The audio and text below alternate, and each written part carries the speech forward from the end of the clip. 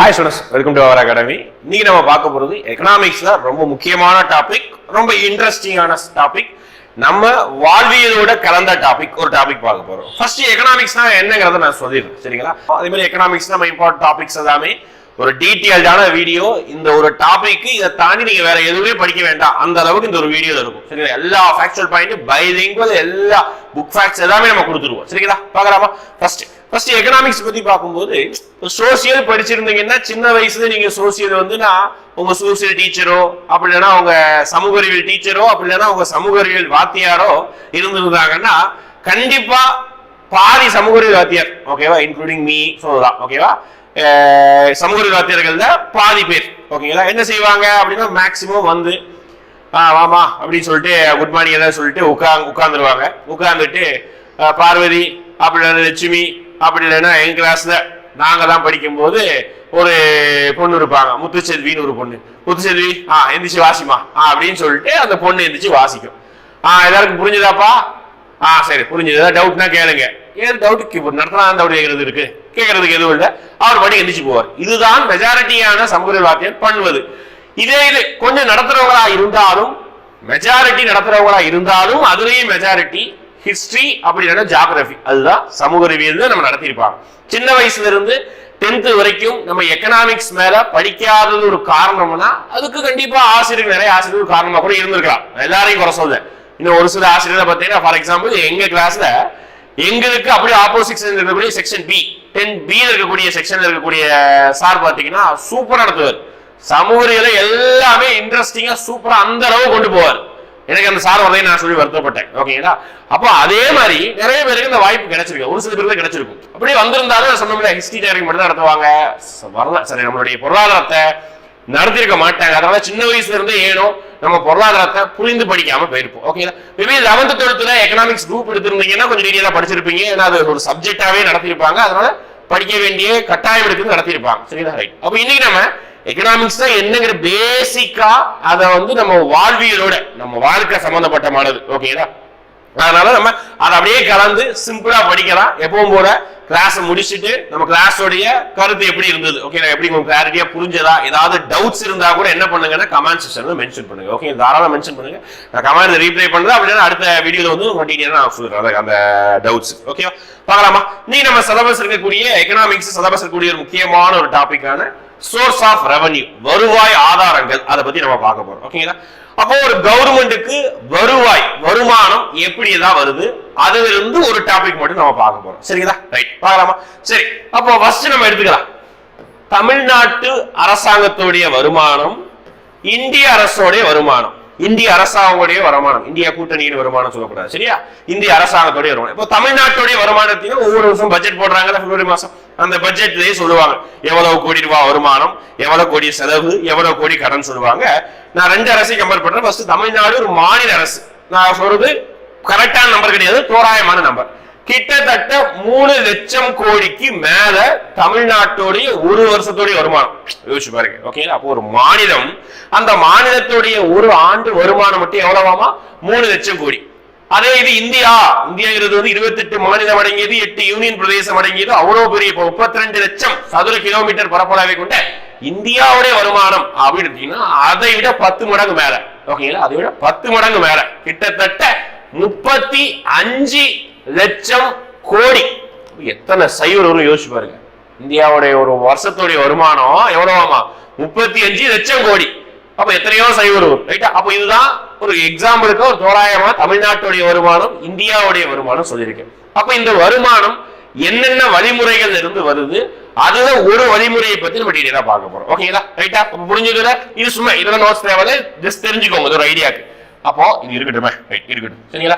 அப்ப இந்த வருவாய் ஆதாரங்களை நான் 2 வகை அப்படின்னு நல்லா கவனிச்சுக்கோங்க. நான் நோட்ஸ் எழுதி போடுறத நான் போர்டுல எப்படி எழுதி போடுறோம் அதே மாதிரி எழுதிக்கிட்டீங்கன்னா உங்களுக்கு படிக்கிறது கொஞ்சம் ஈஸியா இருக்கும், ஓகேங்களா? நான் எப்படி படிப்போம் அதே மாதிரி தான் உங்களுக்கு நோட்ஸ் எழுதி போடுறேன். அதனால நீங்க படிக்கிறது கொஞ்சம் ஈஸி டெக்னிக்ஸா இருக்கும், ஓகேங்களா? அதனால இந்த மாதிரி கிராஃப், இந்த மாதிரி டயக்ராமேட்டிக்காவே நீங்க எழுதிக்கோங்க, ஃப்ளோ சார்ட் மாதிரி, சரியா?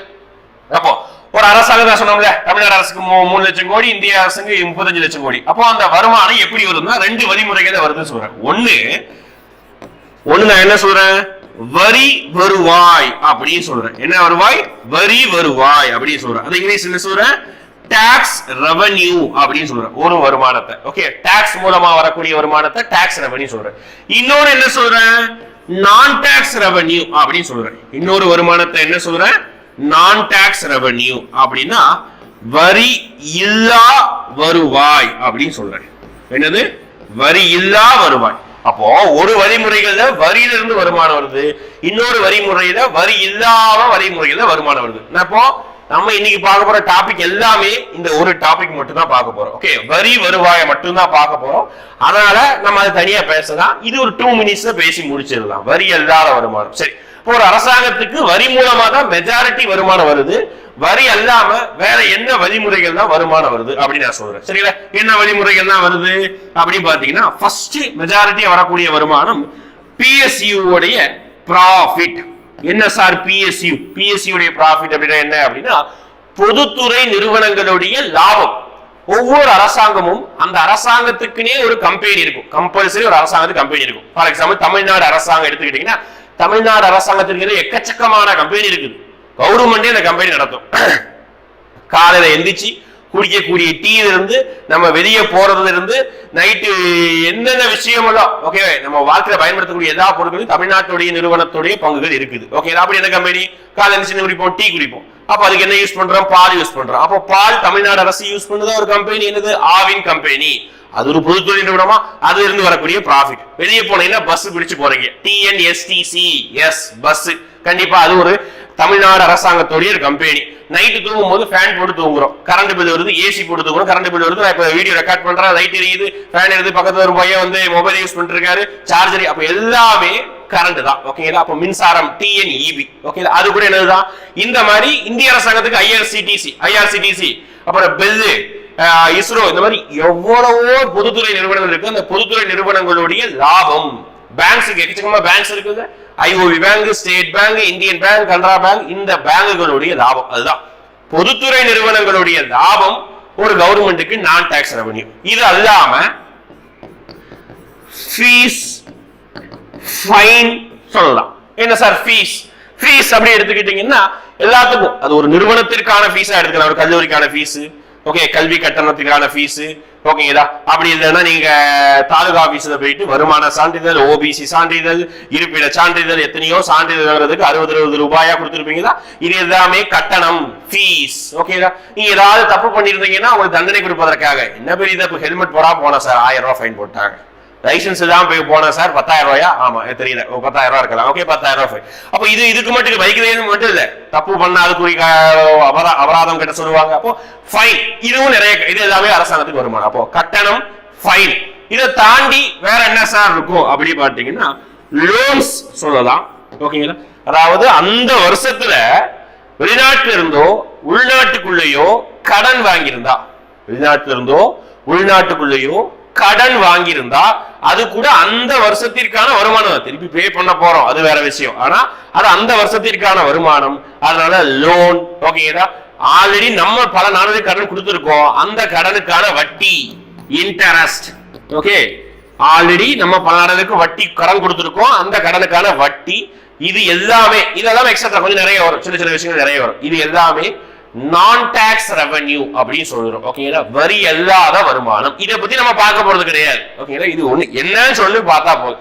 என்ன ஃபீஸ்ங்கிறாங்க, என்ன ஃபைன்ங்கிறாங்க, அதை தேவையில்லை. நமக்கு தேவை இந்த டாபிக் தான். ஓகேவா, அப்ப புரியுதா? அப்போ ஒரு ஆஃப் நம்ம பார்த்து முடிச்சிட்டோம். வருவாய் ஆதாரங்கள்ல நான் டாக்ஸ் ரெவென்யூனா இதுதான். நான் tax revenue PSU profit, fees, fine, loan, interest, இது எல்லாமே சின்ன சின்ன விஷயங்கள். அங்கங்க எக்ஸ்ட்ரா டிவிடெண்ட் சொல்லுவாங்க. இந்த மாதிரி நிறைய விஷயங்கள் தான் வந்து, அதாவது நம்ம கவர்மெண்ட் கம்பெனியே பிரைவேட் கம்பெனில இன்வெஸ்ட் பண்ணிருப்பாங்க, அந்த பிரைவேட் கம்பெனில இருந்து டிவிடெண்ட் வரும். ஓகேங்களா, அது கூட கவர்மெண்ட்டுக்கு ஒரு வந்து நிக்கிற ஒரு வருமானம் தான். ஓகே, அப்ப இது எல்லாமே வரி அல்லாத வருமானம். அந்த பேரே இருக்குது, நான் டாக்ஸ் ரெவென்யூ அப்படின்னு சொல்லிட்டு. முடிஞ்சதா? இப்போ நான் டாக்ஸ் ரெவென்யூ முடிஞ்சது. இப்போ நம்ம ஃபுல் ஃபிளெட்ஜா இதுக்கு அப்புறம் நம்ம ஃபுல் டைமா பார்க்க போறது டாக்ஸ் ரெவென்யூ, வரி வருவாய். அதுதான் பார்க்க போறோம். பார்க்கலாமா? ரைட், அப்போ இதுதான் ஹெட்டிங் போட்டுக்கலாமா? வரி வருவாய். ஓகே, டாக்ஸ் ரெவென்யூ, நமக்கு பெரிய வருமானம் வரி தான். ஓகே, அப்ப அந்த டாக்ஸ் ரெவென்யூ, அந்த வரியை நான் வந்து ஒரு 3 வகைகளை நான் விதிக்கிறேன், ஒரு 2 வகையா பிரிக்கிறேன். அதுக்கு முன்னாடி வரி யார் சார் பே பண்ணணும்? ஓகே, டாக்ஸ் யார் பே பண்ணணும்? அந்த 3 வார்த்தைக்கு நான் டிஃபரன்ஸ் சொல்றேன் பாருங்க. Fees fine. சூப்பரா இருக்கும் டிஃபரன்ஸ். ஓகேவா? ஃபர்ஸ்ட் கீழ இருந்து மேல வரலாமா? ஃபைன் யார் கட்டுவா? ஃபைன் தமிழ் என்ன? அபராதம் அப்படி சொல்லுவாங்க. ஒரு செயலை கவர்மெண்ட் செய்யக்கூடாதுன்னு சொல்லி அந்த செயலை நீ செஞ்சா அதுக்கு போடுறதுக்கு பேரு தான் அபராதம். புரியுதா? ஒரு செயலை செய்யக்கூடாது கவர்மெண்ட் சொல்லியிருப்பாங்க, ஹெல்மெட் அணியாம வண்டியை ஓட்டாத சொல்லியிருப்பாங்க, நீ வண்டியை ஓட்டுவேன், அதுக்காக 1000 ரூபாய் ஃபைன். டிரைவிங் லைசன்ஸ் இல்லாம வண்டியை ஓட்டுவேன், 10,000 ரூபாய் ஃபைன். அப்போ இந்த மாதிரி ஒரு செயலை செய்யக்கூடாதுன்னு சொல்லி அதை நீ செஞ்சா அதுக்கு போடக்கூடியதுக்கு பேர் தான் என்னது? ஃபைன், அபராதம் அப்படி சொல்றாங்க. சரி சார், ஃபீஸ் அப்படின்னா கவர்மெண்ட் கிட்ட இருந்து உனக்கு ஏதாவது ஒரு சேவை, ஓகே, உனக்கு ஏதாவது சர்வீஸ் சேவை தேவைப்பட்டா அதுக்கு மட்டும் நீ பே பண்ணக்கூடியதுக்கு பெயர் தான் ஃபீஸ். எனக்கு ஓபி சர்டிபிகேட் வேணும், அதனாலதான் நான் 60 ரூபா கொடுக்குறேன். எல்லாரும் 60 ரூபா கொடுக்க வேண்டிய தேவையில்லை. ஓபி சர்டிபிகேட் வேணும்னா 60 ரூபா கொடு, இருப்பிட சான்றிதழ் வேணும்னா 60 ரூபா கொடு. இருக்குதா? ஃபீஸ், கட்டணம். ஓகேவா? அடுத்து டாக்ஸ் அப்படின்னா எனக்கு இந்த சேவை, எனக்கு எங்க ஊர்ல ரோடு போடணும், அதுக்காக நான் வரி கொடுக்குறேன். எனக்கு என்னுடைய நாட்டு மக்களை ஆர்மி பாதுகாப்பா வச்சுக்கணும், அதுக்காக நான் வரி கொடுக்குறேன். இப்படி சொல்லவே கூடாது. அதான் வச்சுக்கோ, டாக்ஸோட டெஃபினிஷன் அது கிடையாது. Tax is a compulsory payment of a citizen without any, okay, நான் சொல்றேன் without any expectation. அதுதான் ரொம்ப இம்பார்ட்டன்ட் டெஃபினிஷன். ஓகேங்களா? அதாவது வரி என்பது கட்டாயமாக ஒரு குடிமகனால் எந்த ஒரு எதிர்பார்ப்பும் இல்லாமல் செலுத்தக்கூடியதுக்கு பேர் தான் வரி. புரிஞ்சு போச்சா? அப்போ நான் வரி கட்டியிருக்கேன், எங்க ஊர்ல எனக்கு ரோடே போடல அப்படின்னா சொல்லவே கூடாது. அந்த வரியை கவர்மெண்ட் மிலிட்டரிக்காக பயன்படுத்தலாம், ஏழை எளிய மக்களுக்காக பயன்படுத்தலாம், எதுனாலும் அவங்களுக்காக கூட பார்லிமெண்ட் பில்டிங் கட்டலாம், எதுனாலும் கட்டிக்கலாம்ப்பா. ஓகே, செத்து போன தலைவருக்கு 3000 கோடி செலவு வைக்கலாம், எதுனாலும் வைக்கலாம். ஓகேவா? அதை நீ பேசக்கூடாது. உன்னுடைய வேலை என்ன? வரி கட்டணும் சொல்லியிருக்காங்கன்னா வரி கட்டணும், அதுதான் சொல்றாங்க. இதுதான் டெஃபினிஷன், வரிகளுடைய definition. Tax is a compulsory payment of citizen without any expectation. Okay, எந்த ஒரு எதிர்பார்ப்பும் இருக்கக்கூடாது. திருப்பி சொல்லிட்டேன், இது செய்வாங்க அப்படின்னு சொல்லிட்டு எதிர்பார்க்க கூடாது. அதுதான் வரியுடைய விளக்கம். What is tax? அப்ப யார் பே பண்ணணும் அப்படின்னா ஜெனரலா சிட்டிசன்ஸ் தான் பே பண்ணணும். ஒரு சில டைம்ல வெளிநாட்டுல இருந்து ஒரு சில நபர்கள் தான் நமக்கு ஊர்ல பொருட்கள் வாங்கும் போது கண்டிப்பா அவங்களும் பே பண்ணி தான் ஆகணும். ஓகே, ஆனா மேக்ஸிமம் நம்ம ஊர் மக்கள் தான் மெஜாரிட்டியான சிட்டிசன்ஸ் தான் மெஜாரிட்டியான டாக்ஸஸ் பே பண்ணுவாங்க. ஓகே, அப்ப டாக்ஸ் டெஃபினிஷன் பாத்தீங்களா? அடுத்து நம்ம டாக்ஸேஷன் உடைய டைப்ஸ் பார்க்கலாம். ஓகே, வரி வருவாயில நான் இந்த சைடு வேணா இன்னொரு சைடு போடுறேன். ஓகேவா?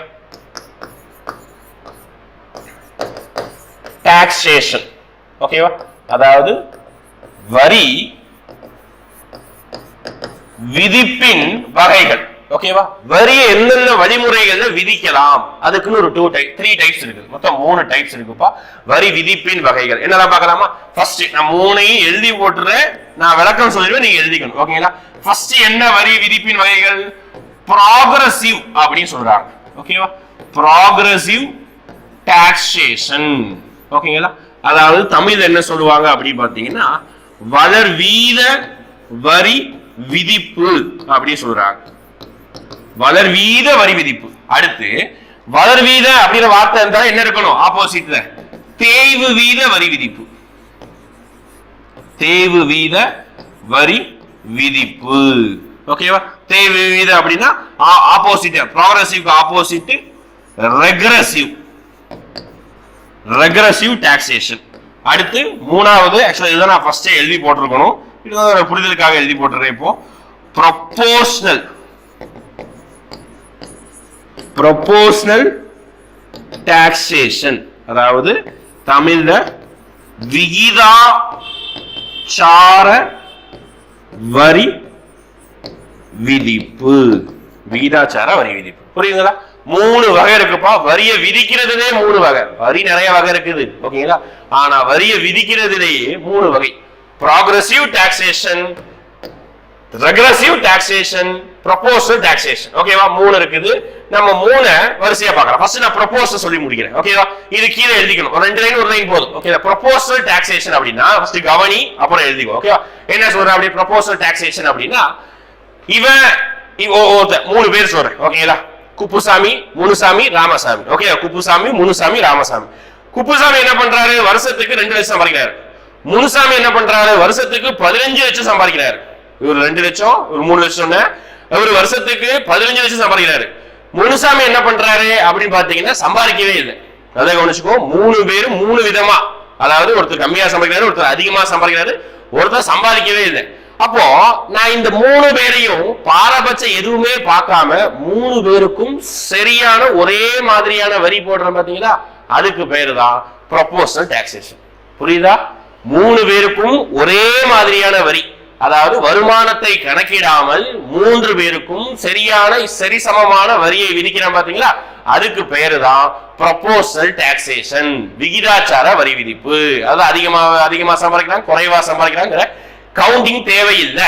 ஓகேவா? அப்படி தேவைப்பட்டால் அப்படி தேவைப்படக்கூடியதுக்கு வேற இருக்குது. அப்போ ப்ரொபோஷனல் டாக்ஸேஷன்னா வருமானத்தை கணக்கில் கொள்ளாமல், ஓகேவா, வருமானத்தை கணக்கில் கொள்ளாமல் அனைவருக்கும் சமமாக வரி விதிப்பதற்கு பெயர் தான் ப்ரொபோஷனல் விகிதாச்சார வரி விதிப்பு. ஓகே, எக்ஸாம்பிள் சொல்லிட்டு டெஃபினிஷன் சொல்லிட்டு அடுத்து பாருங்க, எங்க வந்துடலாம், வளர்வீத வரி விதிப்பு. ஓகேவா? வளர்வீத வரி விதிப்புனா என்ன அப்படின்னு பாத்தீங்கன்னா, நான் சொன்ன இப்ப 2 பேர் எடுத்துக்கலாம்.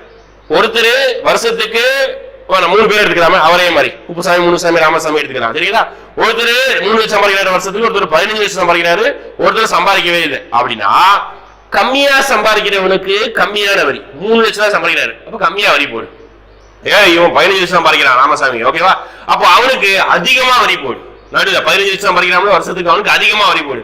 ஒருத்தர் சம்பாதிக்கவே இல்லப்பா, ஐயோப்பா, அவனுக்கு வரியே போடாது. முடிஞ்சு போச்சா? அப்போ கம்மியா சம்பாதிச்சா கம்மியா வரி, அதிகமா சம்பாதிச்சா அதிகமா வரி, சம்பாதிக்கவே இல்லைனா வரியே கிடையாது. இதுக்கு பெயர் தான் என்னது? Progressive taxation. புரியுதா? ப்ராக்ரெசிவ், வளர்வீத வரி விதிப்பு. வருமானம் உயர உயர வரியும் உயரும், வருமானத்திற்கு ஏற்ப வரியின் விகிதங்களும் மாறுபடும். அதுதான் பாத்தீங்கன்னா ப்ராக்ரெசிவ் டாக்ஸேஷன். புரியுதா? அண்டர்ஸ்டாண்ட் ஆகுதா? அடுத்து போலாமா? அடுத்து பாருங்க, 2வது இதுக்கு அப்படியே ஆப்போசிட் வேர்டு தானே. அப்ப நான் சொல்ல டெஃபினிஷன் அப்படியே ஆப்போசிட் தெரிஞ்சுக்கணும். சரிங்களா? இது கொஞ்சம் கன்ஃபியூஸ் பண்ற மாதிரி இருக்கும், நான் சொல்லிட்டு பாருங்க. தேவு வீத வரி விதிப்பு, அதாவது ரெக்ரெசிவ் டாக்ஸேஷன். அங்க வருமானம் உயர்ந்தால் வரியும் உயரும். ஓகே, ஆனா இங்க அப்படி ஆப்போசிட்டா, வருமானம் அதிகமானால் வரி கம்மியாகும், வருமானம் கம்மியா இருக்கிறவங்களுக்கு அதிகமான வரி. இப்படி போடுறதுக்கு பேருதான் தேவு வீத வரி. இது ரொம்ப மோசமான வரி விதிப்பு. இதை யாரும் ஃபாலோ பண்றது. சரி சார், எனக்கு ஏதாவது எக்ஸாம்பிள் சொன்னீங்கன்னா கொஞ்சம் நல்லா இருக்கும் அப்படின்னு சொன்னீங்கன்னா நான் சொல்றேன். அதுவும் எக்ஸாம்பிள் சொல்றேன். ப்ரொபோஷனல் டாக்ஸேஷனுக்கு எக்ஸாம்பிள், எடுத்துக்காட்டு, இதெல்லாம் புக்ல கொடுக்கிற எடுத்துக்காட்டுன்னு சொல்லிட்டு நம்ம படித்த அந்த அர்த்தத்தை புரிஞ்சுக்கணும், நம்ம தான் சொல்றோம். இதுக்குன்னு நம்ம புக்ல கொடுக்குறேன் அப்படின்னு நினைச்ச கூடாது. இது நம்ம தான் எடுத்துக்கிறோம். ஒரு சில பேர் நான் இப்ப சொல்லக்கூடிய எக்ஸாம்பிள் இது கூட சொல்லுவாங்க. ஓகே, நான் இதுக்கு தான் சொல்ல போறேன். நான் புரிந்த எக்கனாமிக்ஸ் அடிப்படையில். சரிங்களா? ஜிஎஸ்டி அப்படின்னு சொல்றேன். நல்லா கவனிச்சுக்கோ. நான் மாசம் 50,000 ரூபாய் சம்பாதிக்கிறேன். ஓகேவா? அப்படி நினைச்சிடாதீங்க, எடுத்துக்காட்டுக்கு. ஓகேவா? மாசம் 50,000 ரூபாய் சம்பாதிக்கிறேன். ஓகேங்களா? என் பக்கத்து வீட்டுக்காரன் ஒருத்தர் மாதம் 10,000 ரூபாய் சம்பாதிக்கிறார். ஓகே, மாதம் வெறும் 10,000 ரூபாய் சம்பாதிக்கிறார். ஓகேவா? எனக்கு அடுத்து ஒரு வீடு தள்ளி இருக்கிறான். அவன் பாத்தீங்கன்னா என்னென்னமோ பிசினஸ் பண்றாரு. ஓகேவா? மல்லிகை கடை வச்சிருக்கிறாரு, அப்புறம் அந்த உரக்கடை வச்சிருக்கிறாரு, எல்லா கடையும் பிசினஸ் பண்றாரு. அவருடைய வருமானம் மாசத்துக்கு பாத்துக்கிட்டீங்கன்னா கிட்டத்தட்ட 2 லட்சம் இருக்கு. என்னுடைய வருமானம் மாசம் 50,000, பக்கத்து வீட்டுக்காரனுடைய வருமானம் 10,000, அடுத்த வீட்டுக்காரனுடைய வருமானம் 2 லட்சம் ரூபாய் இருக்குது. அப்போ இப்படி இருக்கையில நான் போயிட்டு கடையில போய், நல்லா கவனிச்சுக்கோ, நான் போயிட்டு கடையில போயிட்டு ஒரு பொருள் வாங்குறேன். என்ன பொருள் வாங்குறேன்? எல்லாரும் நாங்க 3 பேரும் ஒரே கடைக்கு போறோம், ஒரே பொருள் வாங்குறோம். காமனா வாங்கக்கூடிய ஒரு பொருள் வச்சுக்கலாமா? காமனா வாங்கக்கூடிய ஒரு பொருள்னா ஒரு துணி கடையில போயிட்டு ஒரு ட்ரெஸ் எடுக்க வச்சுக்கோங்க, ஒரே துணி கடை. ஓகேதா? எல்லாரும் ஒரே மாதிரியான ஒரே சட்டை தான் எடுக்கிறோம், ஒரே துணி கடையில. எனக்கும் எவ்வளவு ஜிஎஸ்டி? 12% ஜிஎஸ்டி. அவருக்கும் 12% ஜிஎஸ்டி. அடுத்த வீட்டுக்காரனுக்கு 12% ஜிஎஸ்டி. இப்ப அதிகமா சம்பாதிக்கிறான், அவனுக்கு அதிகமா ஜிஎஸ்டி போடு. இவன் கம்மியா சம்பாதிக்கிறான், கம்மியா ஜிஎஸ்டி போடு. இவன் ஆவரேஜ் சம்பாதிக்கிறான், இவனுக்கு ஆவரேஜ் ஜிஎஸ்டி போடு அப்படின்னு சொல்லிட்டு நம்மளால சொல்ல முடியுமானா சொல்ல முடியாது. அப்படி வரி விதிப்பையும் போட முடியாது. அதனாலதான் இங்க ஜிஎஸ்டி நான் என்ன சொல்றேன் அப்படின்னா ப்ரொபோஷனல் டாக்ஸிங். வருமானத்தை பார்க்கவே இல்லைங்க 3 பேருக்கும், அப்போ ஒரே மாதிரியான வரி, அதுதான் ப்ரொபோஷனல் டாக்ஸேஷன். முடிஞ்சு போச்சா? ரைட். வளர்வீத வரி விதிப்பு, அதிகமா சம்பாதிச்ச அதிகமா வரி, கம்மியா சம்பாதிச்ச கம்மியா வரி, சம்பாதிக்கவே வரியே இல்லை. அந்த வரிக்கு best example income tax. IT கட்டியா பேசுமா? யாராவது பேசுவாங்களா? கிராமத்தில் இருக்கிறவங்க எவனாவது நார்மலா வாழ்றவங்க யாராவது பேசுவாங்களா? ஐடி கட்டினீங்களாப்பா அப்படின்னு பேசுவாங்க? பேச மாட்டோம். ஏன் பேச மாட்டோம்? அவங்களுக்கு போதிய வருமானம் கிடையாது. அதே சிட்டில அது அடுக்கு மாடி குடியிருப்புகள் வாழ்றவங்க என்ன செய்வாங்க?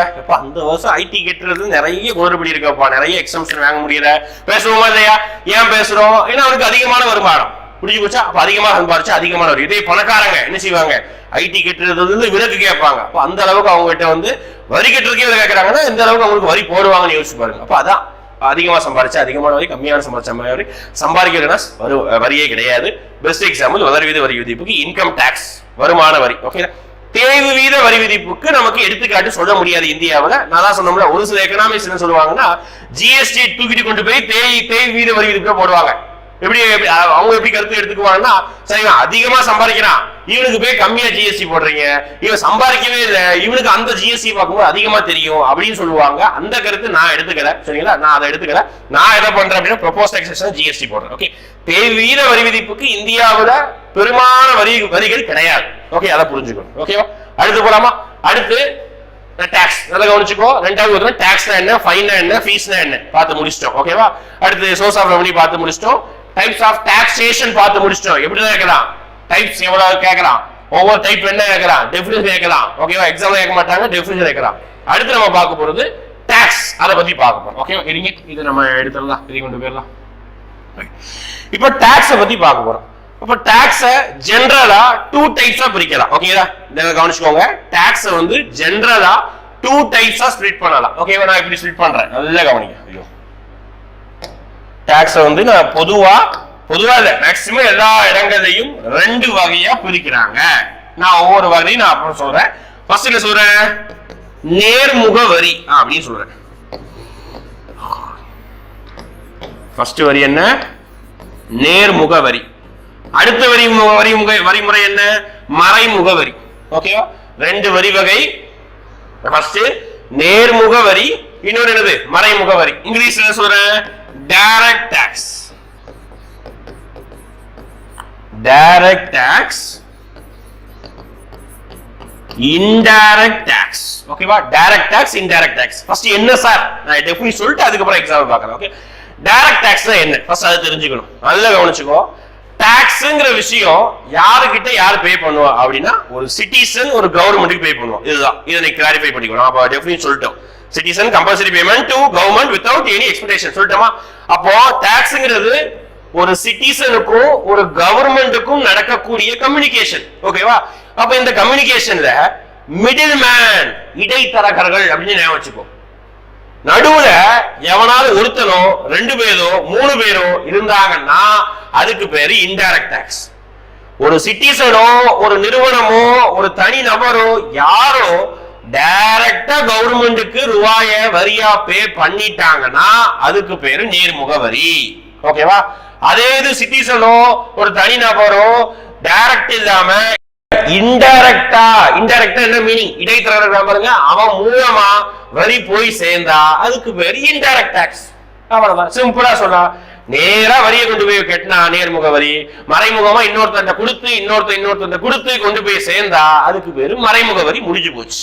ஓகே, நேர்முக வரி மறைமுக வரி 2 முடிஞ்சு போச்சா. இப்ப நம்ம எக்ஸாம்பிள் பார்க்கணும். நேர்முக வரிக்கும் மறைமுக வரிக்கும் என்ன பார்க்கணும், எக்ஸாம்பிள். அதான் எக்ஸாம்பிள் என்னென்ன வரிகள் தான் வருது நம்ம பார்க்கலாம். சரிங்களா, சரி. நேர்முக வரி இது இருக்கக்கூடிய நம்ம ஒவ்வொரு வரியும் நம்ம இப்போ விளக்கணும். சரிங்களா, ஒவ்வொரு வரியும் நம்ம உட்காந்து டீடைலா பார்க்கணும். அதுபடி நம்ம என்னெல்லாம் வருதுங்கிறது பார்த்துக்கலாம். டெஃபினிஷன் சொல்லிட்டேன், புரிஞ்சிருக்கும்னு நினைக்கிறேன். ஓகே, புரியுதா, கொஞ்சம் ரீவைண்ட் பண்ணி பார்த்துக்கோங்க. சரிங்களா, ரைட்.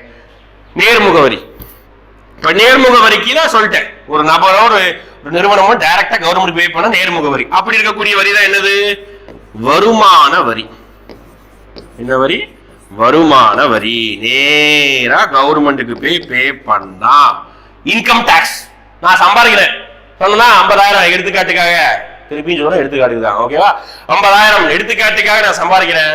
நேரா நான் 50,000 கணக்கு போடுறேன், எனக்கு வருஷத்துக்கு இன்கம் டாக்ஸ் எனக்கு எக்ஸ்ட்ரா ஆகுது. நான் கவர்மெண்ட்டுக்கு நேரா என்னுடைய அக்கௌண்ட்ல இருந்து நான் பே பண்ணிடுறேன். ஓகேவா, நான் என்ன பண்ண, நேரா என்னுடைய அக்கௌண்ட்ல இருந்தோ அது நான் தான் டேரக்டா கேஷ் கொடுத்தோ பே பண்றேன். அதனால இது ஒரு நேர்முக வரி, இன்கம் டாக்ஸ். அடுத்து நிறுவனங்கள், பெரிய பெரிய நிறுவனங்கள் இருக்கா, டிசிஎஸ், விப்ரோ, ரிலையன்ஸ். ஓகேதா, இந்த மாதிரி பெரிய பெரிய பிரைவேட் நிறுவனங்கள் அவர்களுடைய லாபத்துல நான் சொல்றேன் அது என்னன்னு, சரியா, அந்த டாக்ஸ் தான் என்ன சொல்லுவாங்கன்னா கார்ப்பரேட் டாக்ஸ் அப்படின்னு சொல்லுவாங்க. அப்படின்னா தமிழ்ல நிறுவன வரி. ஓகேவா, அடுத்து ஒரு காலத்துல இருந்தது, இப்ப இல்ல, கிஃப்ட் டாக்ஸ், பரிசு வரி. பரிசு வாங்குறதுக்கு தான் வரி. ஓகேவா, அடுத்து wealth tax, sorry wealth tax,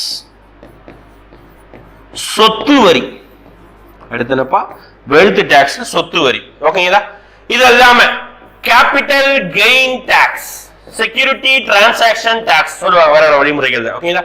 capital gain tax, security transaction tax, stamp duty tax அப்படின்னு சொல்லுவாங்க. இது எல்லாமே நேர்முக வரி. இது எல்லாமே நான் டைரக்டா கவர்மெண்ட் பே பண்றேன்.